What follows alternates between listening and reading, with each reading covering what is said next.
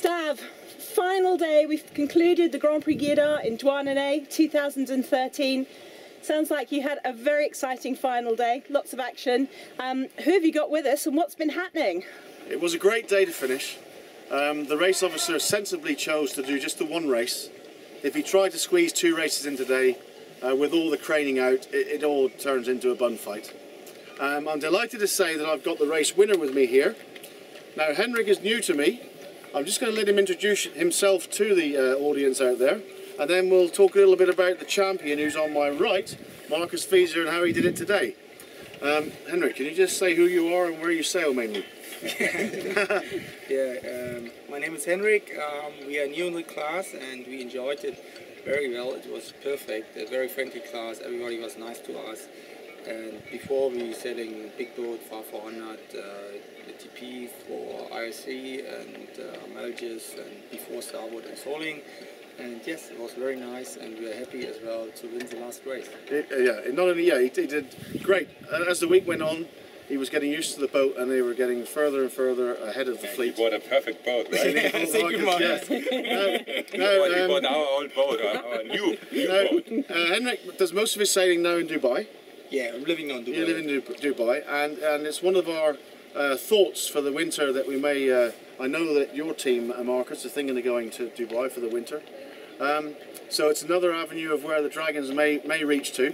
Now, Markus, congratulations on your victory. Fantastic, fantastic. Gwen here, the chief organiser of the Grand Prix. Great job, Gwen. Thanks. 60 boats this year. We've talked about why we think that is. Next year we're going to have, I'm sure, back to the 90 boats again. No problem at all. Well done, well done. Is there anything you'd like to say to the people out there to encourage them next year?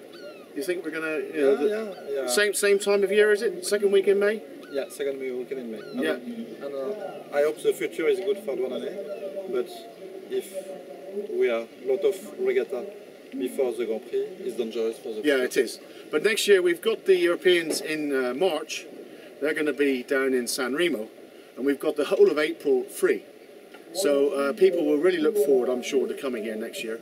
And well done again on how you've done this week.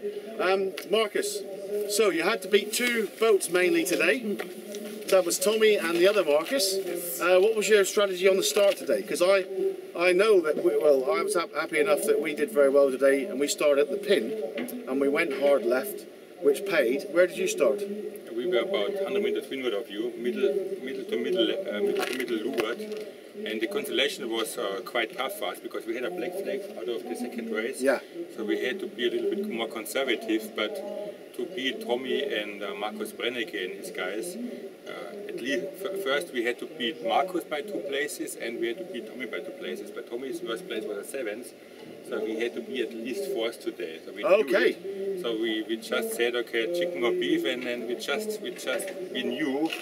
We assumed and we hoped the left side will pay off again, and at the end it paid off again. Yeah. Even there was a right shift before the start, but we went hard left and tacked nearly at the Layla together with the... we slightly overstood. I mean, we couldn't see the buoy. It was a 2-mile beat. In fairness, race officer got the course right today. It was a 2-mile beat, and we went for starboard for 10 minutes and tacked, and we slightly overstood. But it was a great race, and it was a great way to finish. So well done. Sergei must be very happy. Yeah, I mean, Sergei, he always is, it's tough to say with Sergei because he's pushing a lot, and when he wants to be always in the top places, so we have to fight every day to go out, right? I mean, you're runner-up in the Europeans a couple of weeks ago, so you've got your trophy today. And Henrik, you're definitely going to stick with the Dragons as part of your sailing itinerary? Yeah, I think we will do this year 4 races. Oh, great. So we go to Kühlungsborn, hopefully Douarnenez, for the Gold Cup. I'll come back here for the Gold Cup. Yeah, and hopefully for the birds. It's not sure yet, but we will see. Yeah. Great. And finally, Gwen, just bringing you in again. So we're all coming back for the Gold Cup. Yeah, now, what sort of numbers do you think we can expect in August? Markus is a win in 2006. We won 2-6 years. Yeah. Yeah. So It's very nice. yeah, and how many boats? It's good for you. It's this year in Douarnenez. Yeah, You coming back? Yeah, we come back for the Gold Cup, sure. I'm sure we're going to get more than 60 for sure. Huh? Yeah. I mean, I would say the reason why we were just, I mean, it's still a big fleet, 60 boats, because a lot of people were sailing the whole winter in Cascais. We had Yeah. the Europeans just 4 weeks ago, Yeah. and they were a little bit tired maybe. So the time between the Europeans and now was maybe a little bit too short for the Yeah. Danes, for some English people. Yeah. But for the Gold Cup, I expect at least 80 boats. But Yeah. I personally must say 60 boats are enough on the starting line, because if you have 80 boats, the fleet is more spread out, so Yeah. it's more difficult to control. Okay, yeah, but let's not forget though that the Gold Cup is for everybody. Yes. We've got the Worlds which people have to qualify for. The Gold Cup is open. Maybe 100 boats. Yeah, I mean we've had 110 here before. Douarnenez can cope. They've got the facilities for launching. The craning out today. 2 magnificent cranes going full speed. It's a great place to come. So if you haven't given it a chance, think about coming to Douarnenez in August. If not, same time next year, 2014 May. Okay. So well done Marcus, well done Henrik, and well done Gwen. Thanks. Thanks, Thanks a boys. lot. Well done to all of you. Thank you, Fate.